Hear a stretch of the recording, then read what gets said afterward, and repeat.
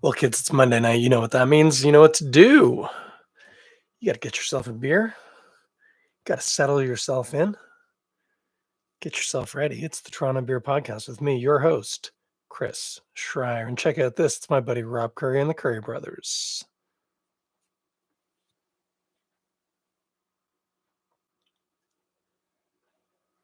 Now, last week, I really messed that one up. I can't even begin to explain the number of things that went wrong with my production values last week. But the good news is we're here. We're going to do better. That's the thing. You mess something up, that's fine. Dust yourself off. Do better the next time. And that's what we're doing here tonight. That is exactly what we are doing here tonight. I am back. It is Monday night. It is dark, but it was a beautiful day. Good golly, I hope you got outside. If you were in Toronto today, you might have been aware that it's basically been gray and damp and overcast for the month of January, except for those few days when it was gray and damp and really, really, really cold. That was another seasonal thing that happened this January. Oh, I forgot to turn off my fridge. 1 second. If I play my cards right, I can do it with my foot. Hang on. Ha ha. Not bad. Now the problem will be remembering to turn it back on. But I will cross that bridge when I come to it. Hey, what was I saying? It's beautiful out today. I hope you got outside. It was real nice. Sunny, bright, crisp, fresh. If there'd been some snow, it would have felt like winter. I mean, there wasn't, so it didn't, but a fella can hope. A fella can hope. Now, let's cut to the chase. We got things to talk about tonight. As promised, if you're watching the video, you can see what that is. This is, of course, Gaslight Hellas Lager from none other than our friends over at Muddy York Brewery. Pardon me, Muddy York Brewing Co. Just want to get that right. As we discussed last week, these wonderful people are making a move to Stouffville, Ontario. Pride of Stouffville, Ontario. Pride of the area north of Highway 7, but south of the really cool part of the province. Anyway, let's get that pour here for the kids at home, because I know how much you've been wanting to see this. Oh, look at that beer. Oh, that's so golden. It's so golden and clear.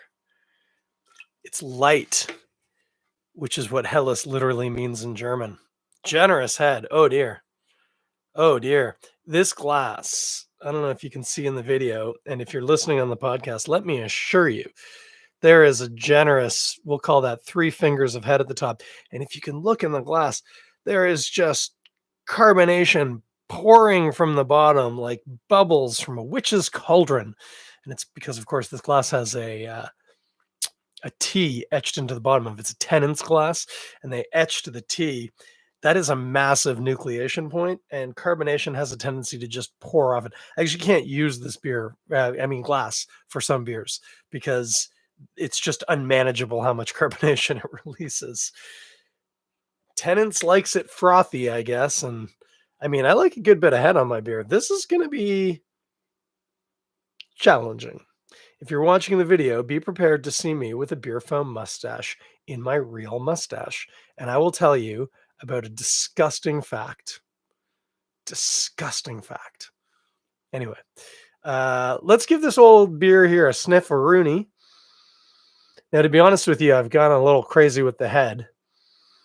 That said, I do get a nice malty, maybe not quite biscuity, grassy malty. That's what it is. Nice grassy malty aroma. Little metallic notes, not uncommon in a Hellas lager. I'm not necessarily getting it on the nose here. I don't think. Mostly just grassy malty goodness. What the hell? I turned you off, fridge. I maybe didn't quite get the button. Let me just reach with my foot again. Hang on, where is it? There it is, I think. Oh my gosh. This is making for some good podcasting. Did that do it? I mean, that's what happened last time and it came back on. Wondering if the button just settled itself back into the on position. I know I didn't very affirmatively. I'm reaching with my foot about a meter away. It's a long story. Grassy, malty goodness. Let's take a drink and let's see if I get a beer foam mustache in my real mustache. Mm. Mm-mm-mm. Friends, it's even worse than that. I had both beer foam in my mustache as well as beer foam on my nose. We went for the whole rigmarole. That is really tasty, though. Okay, here's what's going on. Nice. Still grassy maltiness. Remember, of course, barley is in fact a grass. When we talk about barley, we're talking about the seed, but the plant that produces barley, like wheat, like rye, like spelt, is grass. It's just grass.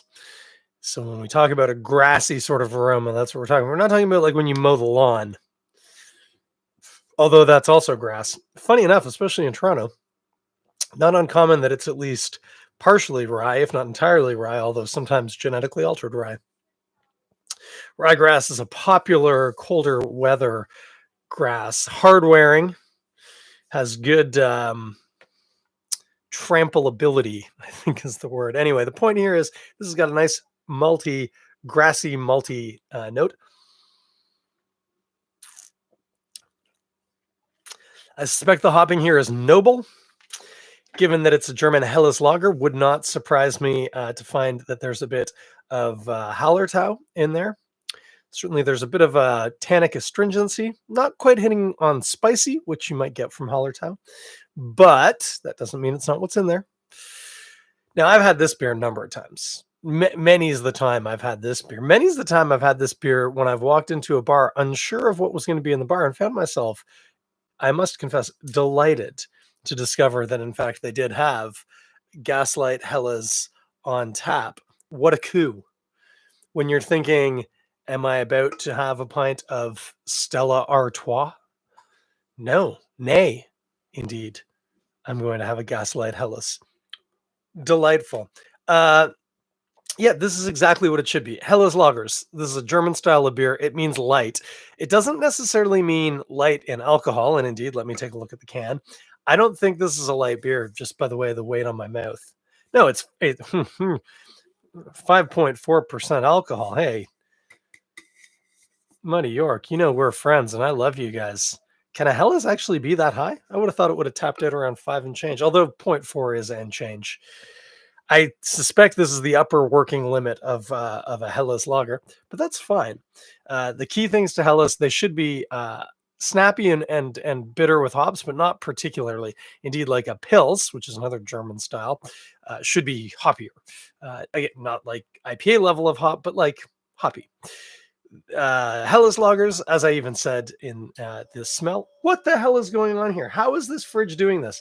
I think there's a ghost under my desk or a child. I don't think there's a child. My kids are too big to play this sort of prank on me. Okay, I think I got it there. That felt way more affirmative. This is becoming weird. Helles lagers. Lighter, often grassy. Again, sometimes a bit of a metallic note, which I believe comes from the hopping, but should be refreshing and crushable. And these aren't beers you typically write an essay or record a podcast about. They're just solid, good lager beers. They go good with food. Great after you've been doing something strenuous and you're hot. They're fantastic. And this is exactly that.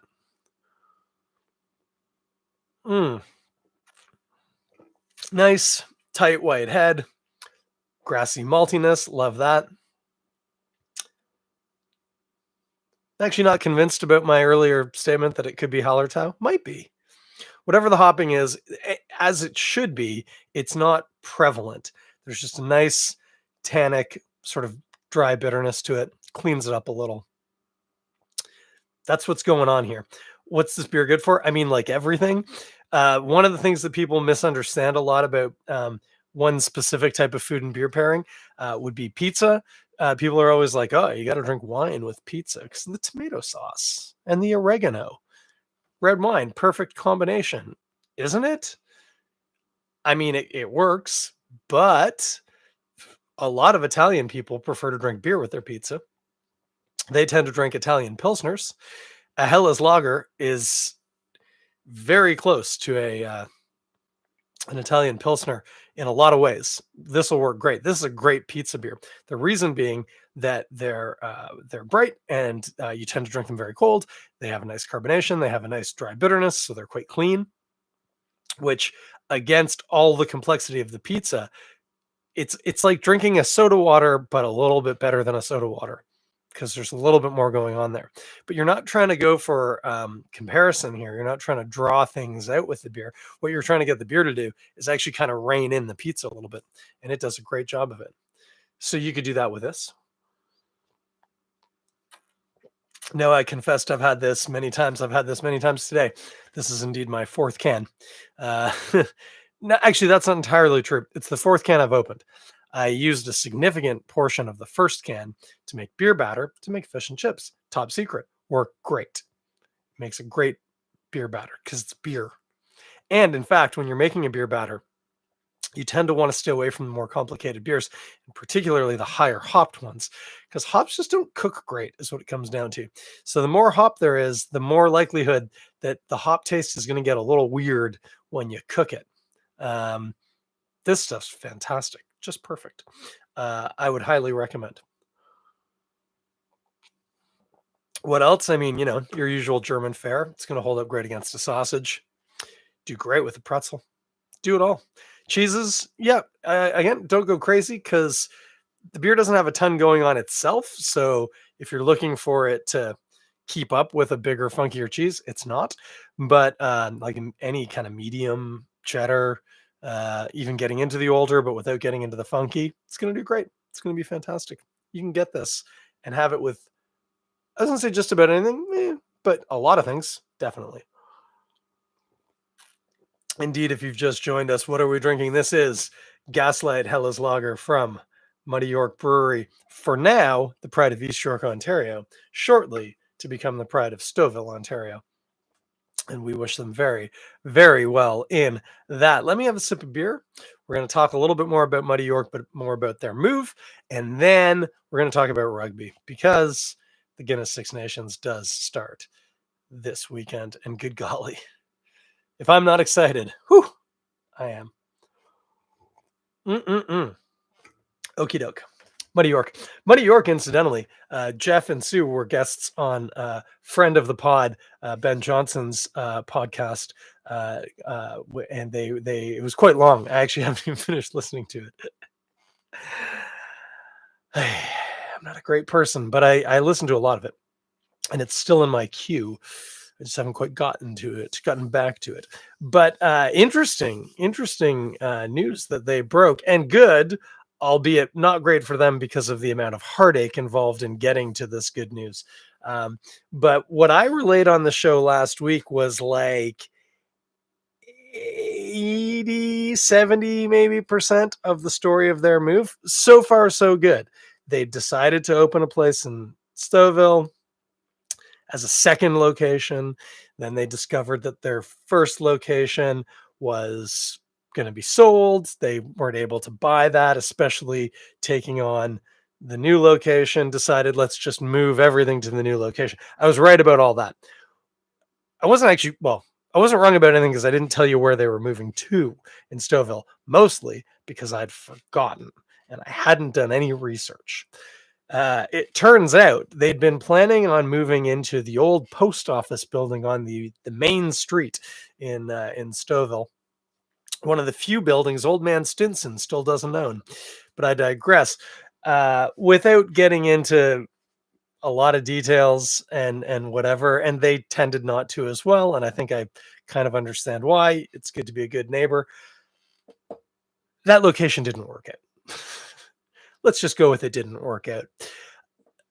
Thankfully for them, They actually discovered that they were in a situation. I don't need to bore you with the details, and indeed, I don't know them. I was going to speculate, but there's no point. They were in a position that they could actually buy a not insignificant space, found the right space for the right price, and have bought a unit. It's in a more industrial area in the I believe the west end of the city, the newer end of the city. A lot of big boxes and whatnot out that way.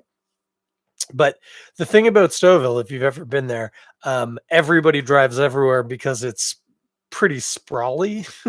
Like being on the main street would be great, but a lot of people who were coming would still drive to the main street to then visit your location because, of course, it's surrounded by subdivisions and it's very surrounded.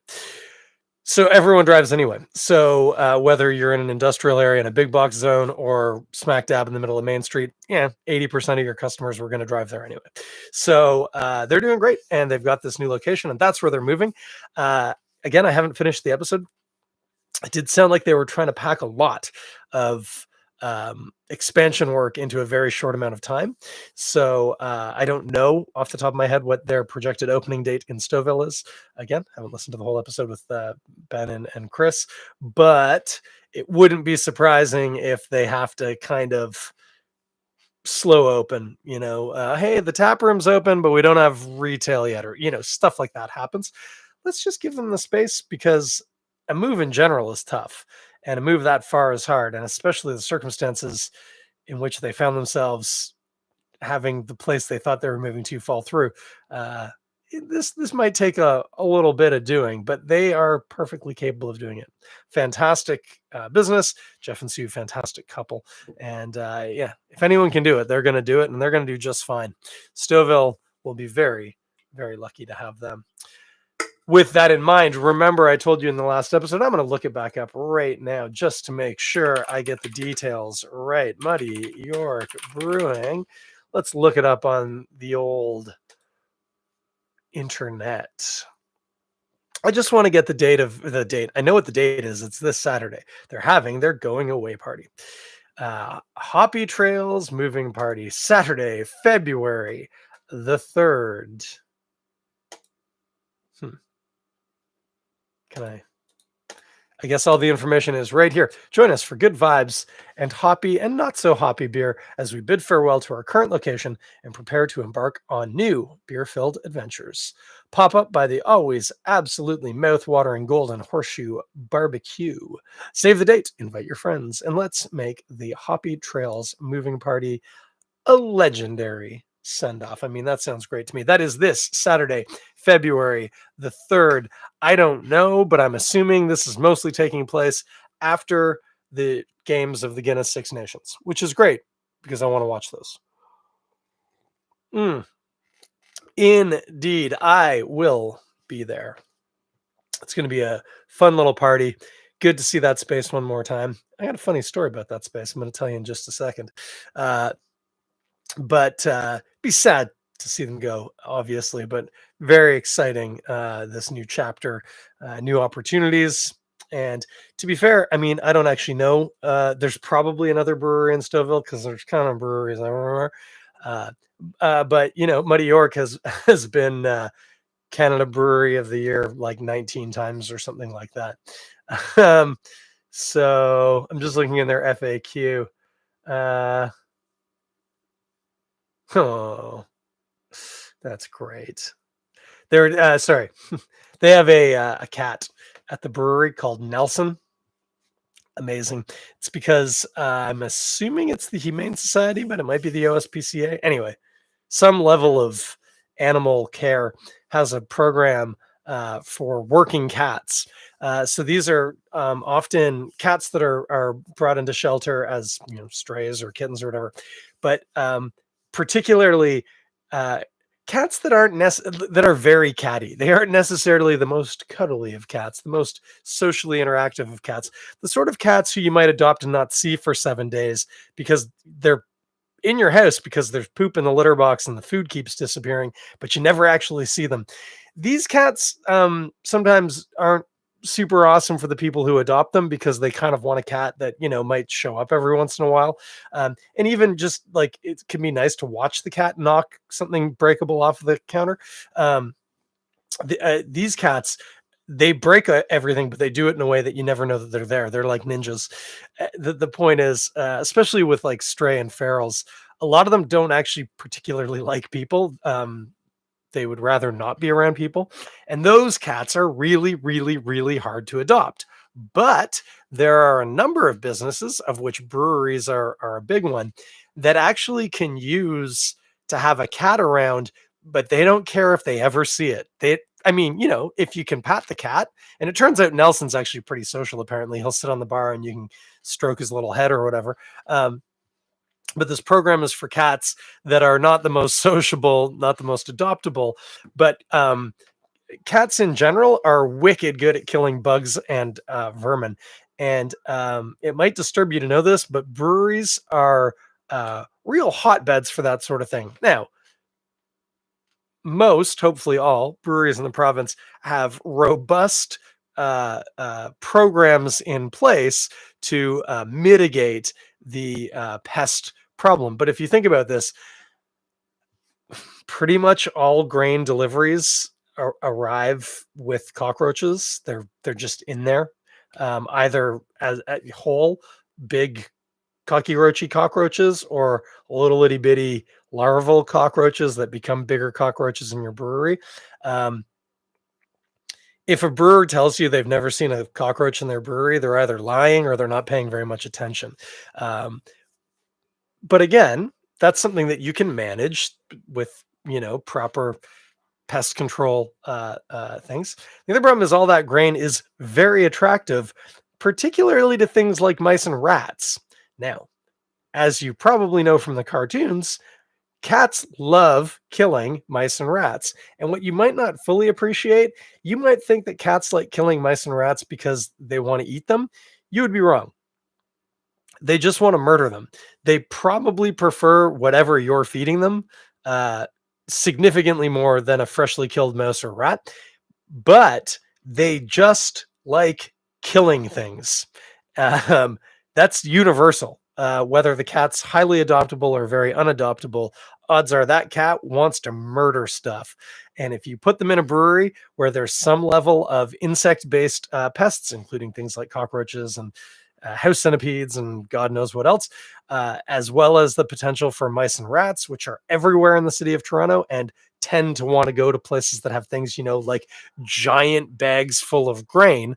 The cats are like cats in a cat store. No, that's not the right saying, but you get the point. Nelson is one of those cats. I don't know why, but my vacuum cleaner is talking to me from the other room. It's a bit odd. That was a real long tangent. It's a really cool program, though. So anyway, Muddy Yorks had Nelson as a working cat. They have this working cat program. You can adopt the cat. It just lives in your workspace, in this case, a brewery, and just gets to murder anything it sees and wants. But also in Nelson's case, apparently, pretty cuddly little guy.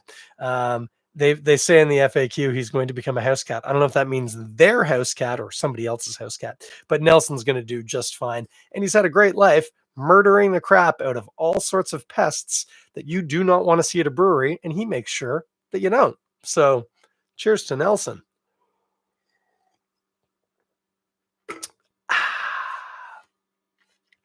Incidentally, if you're a little bit worried about cats being in breweries, there's two things you should know. The first is there's always been cats in breweries, mainly because for a significant period of history, you couldn't keep them away, again, because of all the bugs and mice and rats. And you wouldn't keep them away because of all the bugs and mice and rats. It was just a mutually beneficial relationship. If you're worried about the health and safety implications, which is probably not an unreasonable thing to be worried about, particularly if you're not super aware of how beer is made, it would probably do to remind you that from the boil onwards, the beer is in a closed system. So cat hair, cat bits and whatever, and any disease the cat might, none of that can get into the beer after it's been boiling in the kettle. which, as you hopefully remember from science, would kill anything gross. If you're thinking about cat hair getting in the kettle, it's possible it can happen. The beer tends to be at least whirlpooled, also filtered, also da da da da da. It's never going to make it in the end product. It's perfectly safe, perfectly fine. Actually, one of the only real public health and safety considerations for cats in a brewery is for the cat, because if your kettle is fired with natural gas, if it's an open flame heating the kettle versus a steam jacket or an electric element or whatever, um, there's the potential that there's an unusually high concentration of carbon monoxide and dioxide, which is heavier than air. And so, even though breweries tend to have very good HVAC systems, it's possible that the area sort of a meter and lower off the ground can have an unusually high concentration of those gases, which can, in theory, be detrimental to the cat's health. In theory, that said, cats are capable of climbing, and there's a lot of cool stuff to climb in breweries, so you really don't have to worry about them. They're fine. They're great. Every brewery should have at least a cat. The bigger the brewery, the more the cats. Amsterdam should have 6. Just saying. Get some brewery cats. They're great. Like Nelson. And People's Pint had a cat too. Its name is now escaping me. But yeah, brewery cats. They're perfect. Everything you could want in a brewery is a cat. Wait, what? No. Okay. We're getting a little long. I'm going to take a sip of beer and talk about rugby. Yeah, it's that time of the night. It is the Guinness Six Nations. It is upon us. Mike Chowns is guessing Maris. Yep, that makes sense. Named probably after the grain, not after my sister-in-law, whose name is also Maris. That's probably exactly right, Mike. Thank you very much. I like it when the listening audience comes to the aid of this here fella behind the microphone. A little kakua from Mike Chowns. Out in I've just outed you. I just doxed you, Mike. I won't say where you live. I won't tell people you're from Moose Jaw. Geez, I've done it again. Actually, might be easy to find. Moose Jaw's not that big a city. No offense, Mike. Anyway, Mike would be fine. It's the Guinness Six Nations of rugby. It kicks off this Friday with France playing Ireland. Could there be a better match to start the tournament? Maybe, but is this one going to be a real banger? Damn right it is. Why? Well, I trust you know this, friend, but Antoine Dupont, who is is 100% the best rugby player in the world, is not playing for France this tournament because he wants to have a go at playing sevens to play sevens in the Olympics in France, which makes a lot of sense. Except, man, it sucks for France because he's the best player in the world and he's not playing for them. That said, Ireland is missing their talismanic number 10, Johnny Sexton, who, of course, has been the number 10 of Ireland since I can't even tell you when. A long time, but he's retired. The question now is who's going to take that spot. And to be honest with you, we're all kind of waiting with bated breath. The lineups for the teams should drop today, if you're listening to this fresh, Tuesday, or tomorrow, Wednesday. It's usually Tuesday or Wednesday. Could be Thursday. I think they have to be out by Thursday. It'll be interesting to see. It's going to be a hell of a match. Ireland's probably going to win if you ask me, but you didn't. But you got to find out anyway.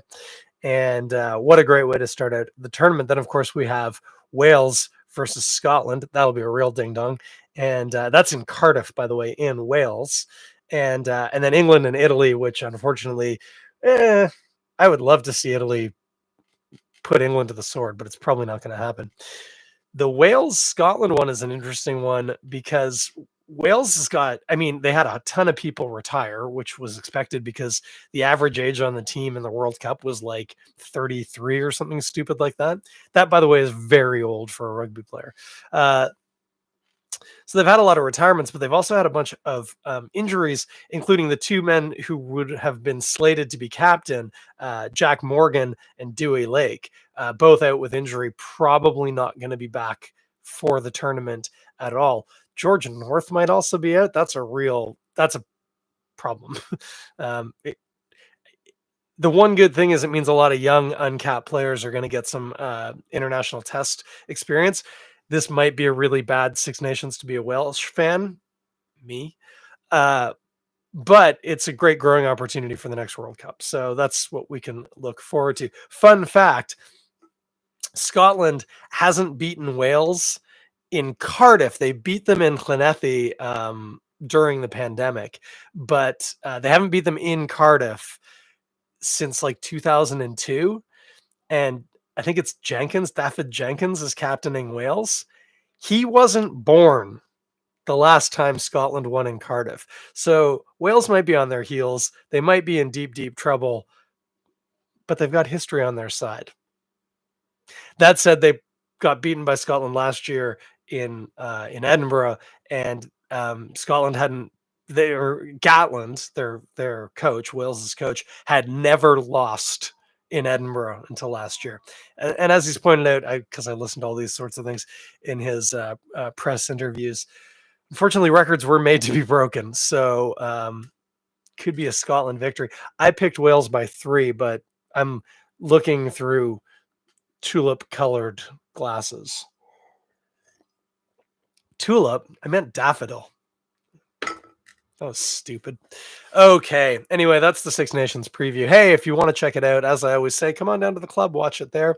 Oh, the other thing really worth mentioning, if you're still here listening to this because you haven't stopped listening because you're not completely disinterested in rugby, Netflix has, I think it's a 6-episode miniseries, or maybe it's 4, but I think it's 6 that they filmed during last year's Six Nations, all about the Six Nations. I think it's called Full Contact.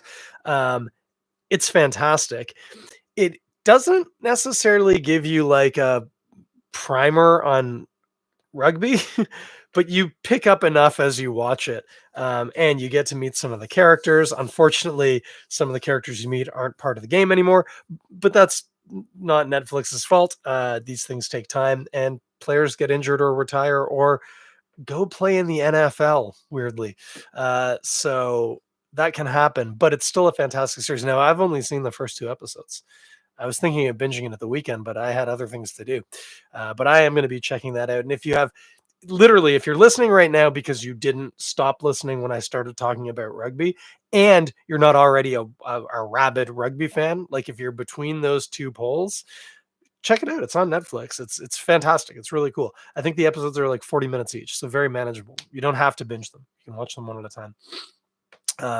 But as what was the name of the CFO in Keeley's company in Ted Lasso, when she confessed that she doesn't really like football, she prefers rugby because it's grown men throwing each other in the air like babies and there's more blood. That's a pretty good description of the difference. And you get to see it, for one, in amazing, way closer, tighter shots than you get when you're watching the game on TV. And they've added Foley. So when there are hits, you get these really ridiculous bone crunching, meat slapping, spit taking hits. And like, that's not actually what people sound like when they get hit, but man, it's dramatic as shit in the show. So you should check it out. That's what we got. I'm going to have a sip of beer. What beer is that? As discussed, that is Gaslight Hellas Lager from our good friends at Muddy York, about to embark on a really major milestone move from East York up to Stouffville, Ontario. We're going to be down at the brewery this Saturday, February the 3rd. That, of course, as I discussed last week, year of our Lord 2024. I don't know when you're listening to this, but if you can make it down to Muddy York Brewing on February the 3rd, 2024, at some point during the day after the Six Nations, if you're like me, come on down, wish them well, pat the cat, drink some beer, and give them a right proper send off. Oh, I was going to tell you a story. You know what? You're going to have to ask me for the story when I'm at the brewery. I'm not going to spoil it, but I'll tell you. It involves a police dog. Yeah. So, anyway, me and the canine unit. Long story. Anyway, ask me hey, anyone at the brewery, if you see me, ask me about the canine unit. I'll tell you all about it. You gotta get that story in person. It's too good for the pod. What's happening next week? Well, next week we will be probably mostly talking about rugby because it will have been the first week of the Guinness Six Nations. And good golly, if I'm not going to be excited, I'm probably going to drink some Guinness because it's the Guinness Six Nations. And maybe if I drink it and I tag Guinness in it and they listen to the podcast and they don't listen to any other podcasts, or at least not many, they might think I'm actually serious and they might, like, I don't know, send me some free shit or invite me to go to. Actually, we just discovered, I think I'm away for Super Saturday. Gosh, I hope Guinness doesn't. Guinness, if you're listening, please don't invite me to Super Saturday. I won't know how to say no.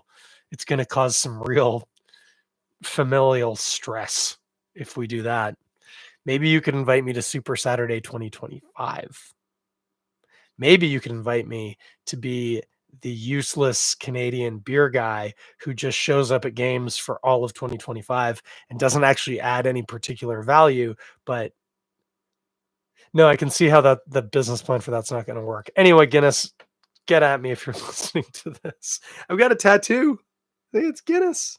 Anyway, that's it, guys. Hey, check out my buddy Rob Currie. He's going to play us out the usual song. It's Link Ray Gun, and we love it. Just Emosers just joined us, and I'm sorry you joined just in time for me to say good night. Buy this record. It's amazing. Bye.